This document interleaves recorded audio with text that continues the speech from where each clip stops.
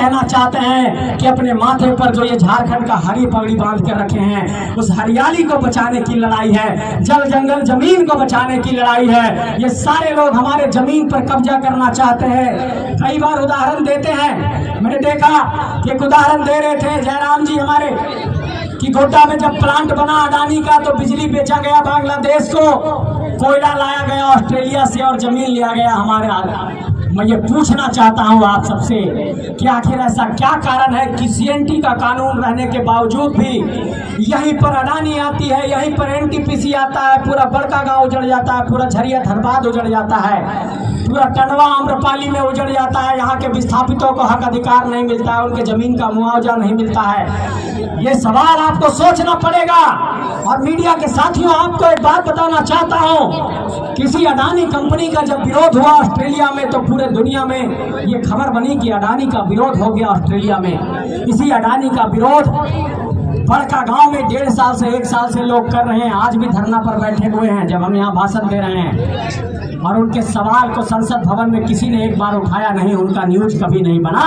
इसलिए आप सबसे ये कहना चाहते हैं, लड़ाई सिर्फ झारखंडी हक अधिकारों की नहीं है, लड़ाई इस बात की है कि आपके मुद्दे पर, आपके सवाल पर कितनी चर्चा परिचर्चा होती है, आपके सवालों पर कितनी लड़ाई होती है, आपके सवालों पर कितनी बहस होती है। झारखंड के साथ दुर्भाग्य इस बात की है कि हमारे मुद्दे को लेकर के चर्चा परिचर्चा ही नहीं होती है, हमारे मुद्दे को लेकर के बहस ही नहीं होती है, हमारे मुद्दे को लेकर के सदन में कोई एक ड्राफ्ट नहीं रखा जाता है। इसलिए आप सबसे ये कहना चाहते हैं कि ये लड़ाई सिर्फ झारखंड के लोगों के लिए तो है ही, लेकिन ये लड़ाई इस बात को लेकर के भी है कि झारखंड की आवाज दिल्ली में संसद भवन में भी कैसे गूंजेगी।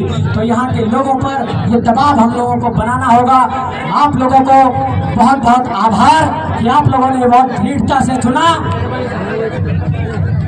बात मुझोरा लाने तो है आप लोगों ने जो दिया है, आप लोगों को बताना चाहता हूं कि इसको सूद समेत हम लोग वापस करें। मैंने कहा कि इतने केस मुकदमे भी हमारे हौसले को नहीं डिगा सके तो पुलिस के एफआईआर के कागज से ये आंदोलन नहीं रुकेगा।